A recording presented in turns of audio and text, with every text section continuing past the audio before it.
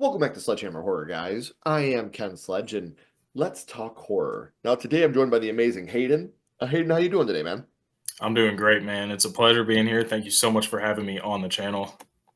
Yes, it is such an honor to have you here. But before we talk about why you are here, Hayden, I would like for the people that don't know you to get to know you a little bit.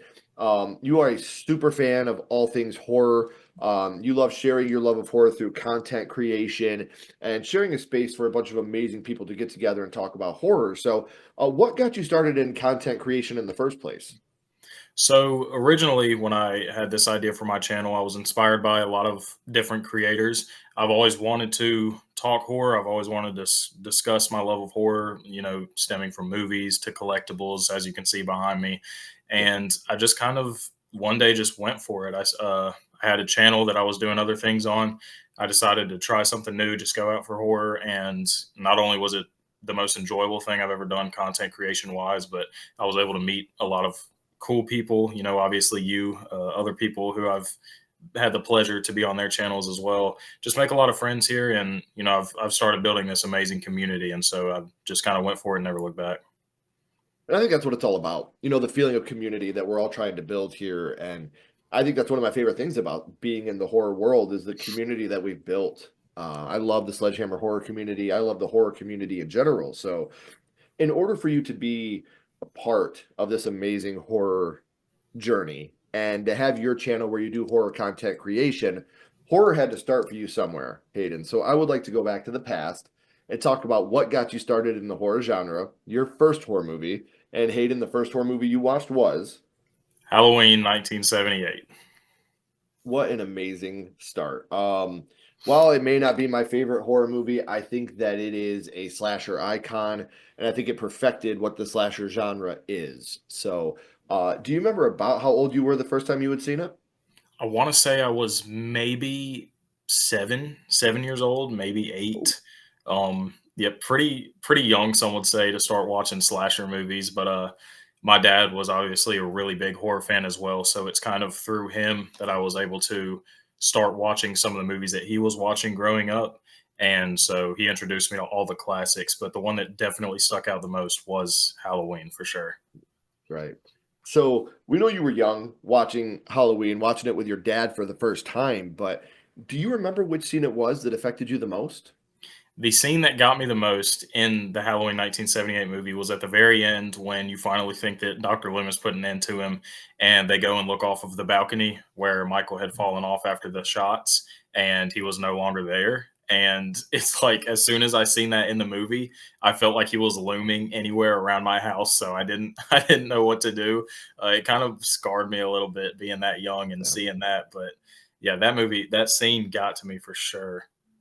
And it's one of those scenes, like you said, it's there's no closure. You Mhm. feel incomplete at this point. So you have that, especially as a kid, that feeling of fear of where did he go? Yeah. How isn't he there anymore? Like I get it, man. That's a heavy, heavy scene, especially for a kid. And there are a lot of good, decent kills throughout Halloween 78. Which kill would you say was the one that stuck with you the most? I mean, I feel like it's the basic answer, but I gotta go with the whole like ghost sheet scene where he knifes him to the wall and gives him that iconic stare. That it's such an iconic scene. And like I said, I feel like it's such a basic and generic answer, but this movie had so many just crazy parts in that for like a 7-year old to watch. So that's one that stuck with me. Probably that one. Probably that one. It's iconic for a reason. Yeah. That there's so much about that kill that made Michael what he was in future segments or future installations. When you have him, pinning him to the wall and then doing the head tilt. Yeah. Got installments. God, eventually I'll get there. In future installments, this is that's one of the kills that really Michael gravitated to in future installments of the franchise. And since we are talking about a franchise, a very big franchise, uh, we always like to ask, what's your favorite movie in the franchise where horror started for you? So, in the Halloween franchise, which movie of the bunch is your favorite?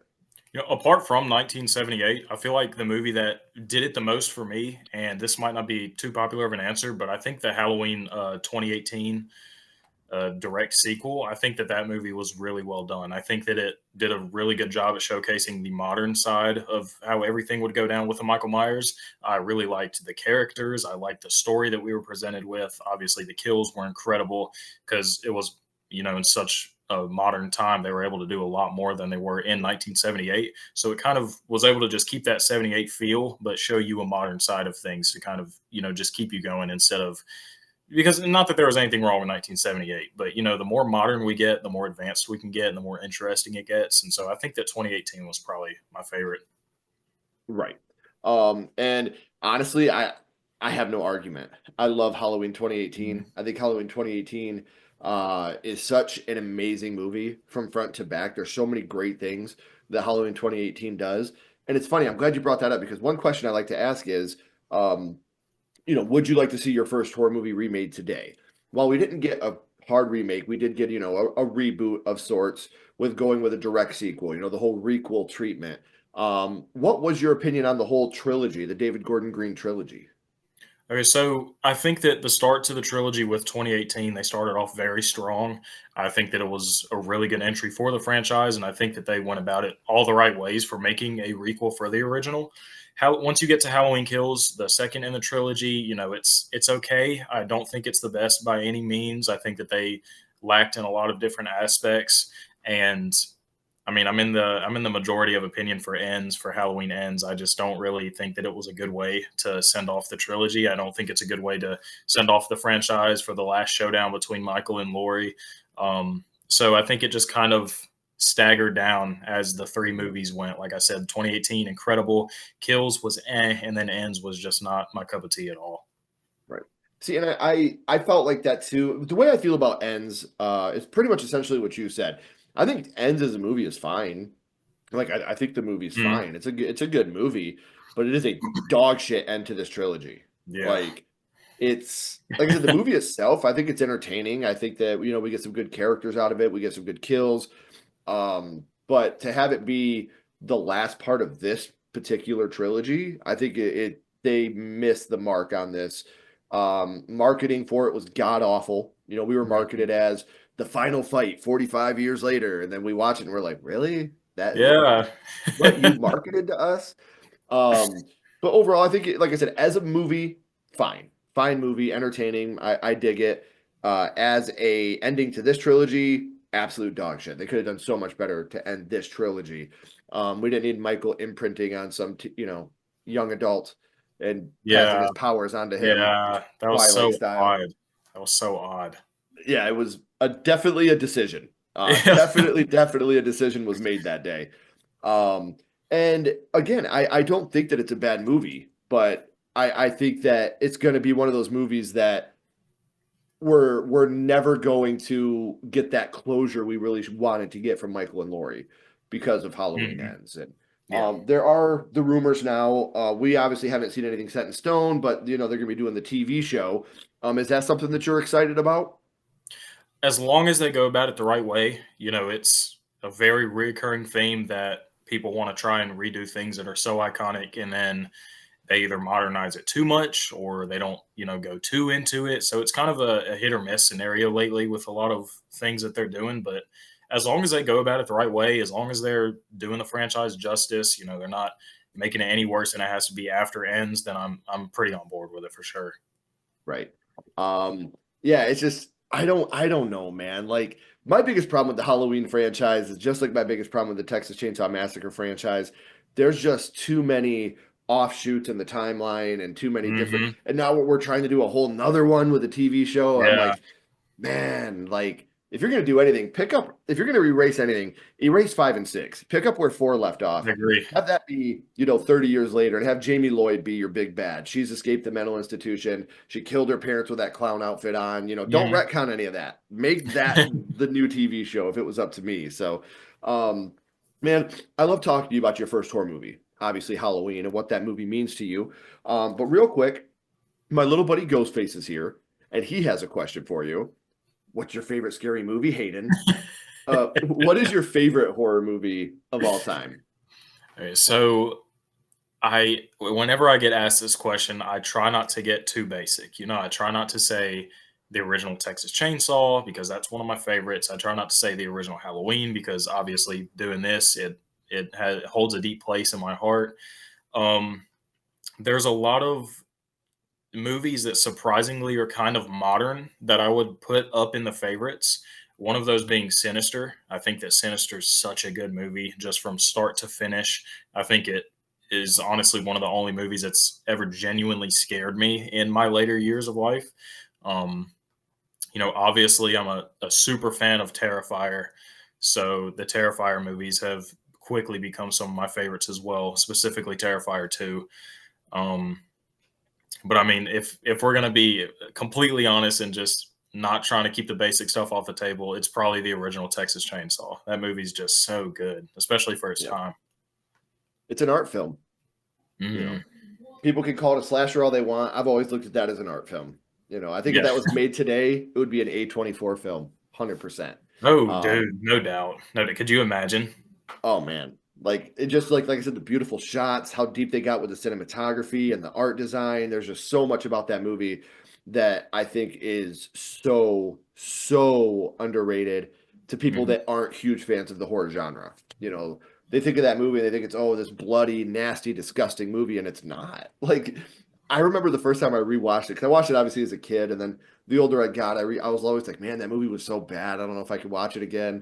As a little kid, my imagination made it so much worse than it was. Yeah. And then like rewatching it as like a 12, 13-year-old, I was like, this isn't as bad as I remember it being. Yeah. And then you watch it even again as like a 16, 17-year-old, like this is actually kind of tame. Like, Yeah. but it's like when it comes to like the blood and guts and gore, but it's still just a terrifying movie, man. So Mhm. I could never ever poo poo on somebody for Texas Chainsaw Massacre because that movie's fucking awesome, dude. It's so good. Um, so we know about your first horror movie and we know your favorite horror movie, but before I let you go, my friend, we always bounce back to the same question. We're going to go back to, sorry, Halloween 1978, and what we're going to do is rank this movie on a skull count. Now, Hayden, we're not ranking this movie on acting, production, score, direction, nothing like that. We're not being critics. All we're doing is ranking this movie on how much it affected you on your first viewing. So, 0 skulls being not effective, 5 being extremely effective. You can use half and quarter skulls anywhere in the middle. Hayden, what would your record of Halloween 1978 be? You know what? And you said this for my first time, correct? Yes. Okay, so for my first time watching this movie, with how deeply it affected me, and it might be because, like I said, I was 7 years old. This was my first introduction to horror. I've never obviously imagined things like this could ever happen. So I'd have to give it a solid 4. It gave me the creeps, it gave me some nightmares, but it was never to the point where I was, too bad about it. So I'd say it affected me on probably about a 4 out of 5, and then it obviously helped blossom into this incredible passion that I have now with horror. So it's definitely affected me. Right. And like I said, it may not be the best horror movie ever made, but damn it, it's left a mark. Mhm. I don't even think it's the first slasher ever made, but I think that it perfected the genre. It made you think about the villain just as much as the hero. You had that juxtaposition of that, darkness and light together and how much Yeah, both of them meant to a slasher. So I completely agree with you there. I know I said it at the beginning, guys, but we're at the end of the third act. The credits are about to roll and the curtain's about to drop. But before that happens, don't forget all of Hayden's social media links are right down in the description. So please make sure you're following him so you stay up to date on all the amazing things he has coming up for us. Hayden, please don't go anywhere. I got a couple more questions for you. for sure. Uh, Everyone else, if you haven't already, please like, comment, and subscribe. It does help build the channel more than you know. And follow Sledgehammer Horror on social media. Those links are in the description as well. But until next time, keep talking horror, stay what you are, and we'll see you guys soon.